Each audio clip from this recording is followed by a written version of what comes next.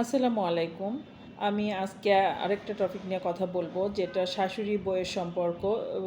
একটা নিউজ আমাদের এখনও ফেসবুক খুললেই দেখা যাচ্ছে, বউ শাশুড়ির দ্বন্দ্বের জন্য একটা আমাদের দেশ একটা ব্রিলিয়ান্ট অফিসারকে হারালো, বা আমরা সবাই হারালাম। বা একটা ছেলে, একটা ফ্যামিলির কত কষ্ট করে বড় করা হয়। তো একটু ভুল বোঝাবুঝির জন্য, বা একটু নিজেকে কন্ট্রোল না রাখার জন্য, আমরা বউ শাশুড়ি সবারই লাইফে শাশুড়ি আছে বা বউ আছে। এটা আমরাও একদিন শাশুড়ি হব। তাহলে আমাদের কি করা উচিত? আমি বরাবরই বলে আসি, মেয়েদের মধ্যে বেশি ঝামেলা, অনেক বেশি জটিলতা, এদের মাথার মধ্যে জটিলতার জন্য আজকে আমরা এত পিছিয়ে আছি। আমি বরাবরই বলি, আমরা বিজনেস করি, আমরা বাহিরে কাজ করি, ভিতরে কাজ করি, অনেক কাজ করি। যারা ঘরে হাউস ওয়াইফ তারাও কিন্তু কম কাজ করি না, প্রচুর কাজ করি, প্রচুর কাজ করি। তাহলে আমরা এই কাজের মাঝে যদি মাথা থেকে প্লিজ একটু ব্রেনটাকে যদি আমরা ক্লিয়ার রাখি, যে মানে একটু শান্ত রাখি নিজেকে, যে ছেলের বউ, আমার ছেলে যদি এই মেয়েটাকে ডিভোর্স দেয়, তাহলে নিশ্চয়ই আমার ছেলেটাকে আরেকটা বিয়ে দিতে হবে, এবং বিয়ে দিলে সেটা যে ফেরেস্তা আসবে এমন তো কোনো কথা নাই। আবার আমি এই সংসারটা করতে এসেছি, শুধু হাজব্যান্ড আমার ভালো, শাশুড়ি ভালো না বলে আমি অনেক কিছু করব। শাশুড়িরা সারা জীবন বেঁচে থাকেন না। এক দুয়ে হইল, শাশুড়ি যদি হাজব্যান্ডকে বাসি, তাহলে অবশ্যই শাশুড়িকে ভালোবাসতে হবে, এবং অবশ্যই এর সলিউশন বের করতে হবে। আর সবচেয়ে বড় দায়িত্ব ছেলের উপরে, বা হাজব্যান্ডের উপরে, বা ছেলের উপরে। ওনার উচিত একটা দুই দিকেই কথা বলা, দুই দিকেই রাখা, মাকে মায়ের জায়গাতে রাখা, ওয়াইফকে ওয়াইফের জায়গাতে রাখা, এবং যে ন্যায্য কথাটা সেটাই বলা উচিত।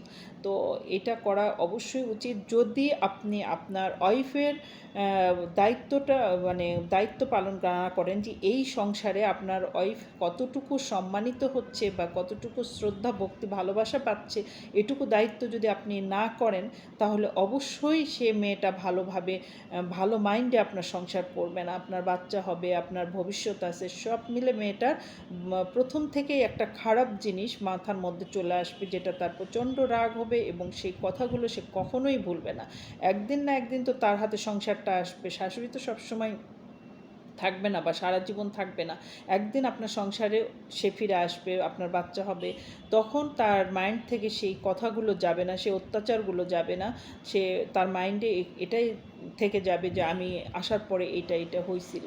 তো অবশ্যই আপনি সাপোর্ট করবেন আপনার ওয়াইফকে। অবশ্যই মাকে ফেলে না, মাকেও বোঝাতে হবে, মাকেও যথেষ্ট বোঝাতে হবে। আর আধুনিক যুগের মা, অবশ্যই সব মায়েদের প্রতি আমার কথা, যে ছেলেকে স্ট্যাবলিশড করার পরে ছেলের বউকে আসলে ছেড়ে দেওয়া উচিত, তাদের একাই থাকা উচিত। এটা আমি উচিত বলে মনে করি, কারণ যুগ বদলাচ্ছে, সময় বদলাচ্ছে, আমাদের অনেক কিছু আমরা হয়তো তাল মিলিয়ে চলতে পারি না, বা অনেক কিছু মেনে নিতে পারি না। আমরা পাশের বাড়ির ভাবি কী করে সেটাই আমি মেনে নিতে পারি না, কারণ তার হাজব্যান্ড আলাদা, তার ইনকাম আলাদা, তার সব কিছুই আলাদা, সেখানে আমরা মেনে নিতে পারি না। আর একই ঘরে দুইজন শাশুড়ি বউ থাকা একটু কষ্টদায়ক, কিন্তু মেনে নিলে অনেক ভালো, অনেক সুখের সংসার হতে পারে।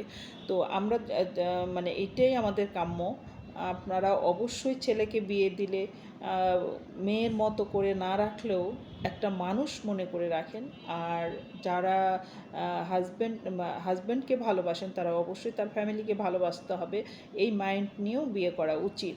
আর দ্বিতীয় বিয়ে করে ডিভোর্স এর সমাধান না, আর সুসাইড তো কোনোভাবেই এর সমাধান হতেই পারে না। আজকে কি দাঁড়ালো, কারোই কি ভালো হলো? কারোই ভালো হইল না। একজন নাই বলে আরও দুইজনের লাইফটা, বা বিশেষ করে একজন ওয়াইফের লাইফ তো শেষ। ওয়াইফ তো আর জীবনে আর এই নিজেকে ক্ষমা করতে পারবে না, বা পরিস্থিতিটা কখনোই ভুলে যেতে পারবে না, কেউই পারে না। তো আমরা এটা না করি, আমরা সুস্থ সমাজ তৈরি করি, আমরা সুস্থ সংসার তৈরি করি, সুস্থ জীবন তৈরি করি। আর অবশ্যই এই নতুন বিয়ের পরে আমি যেটা মনে করি, যে নতুন বিয়ের পরে যখন মানুষ ভালোবাসা পায় না, একটা ফ্যামিলি থেকে শ্রদ্ধা ভক্তি পায় না, একটা হাজব্যান্ডের কাছ থেকে অবহেলা পেতে থাকে, তখন তার ভবিষ্যতে ভালো হয় না। বাচ্চা হবে, অনেক দূর যেতে হবে, তখন সেই মেজাজটা সে কখনোই ঠিক করে রাখতে পারে না। আমি আমার মতো করে বলেছি। সবাই ভালো থাকবেন, সুস্থ থাকবেন। আল্লাহ হাফিজ।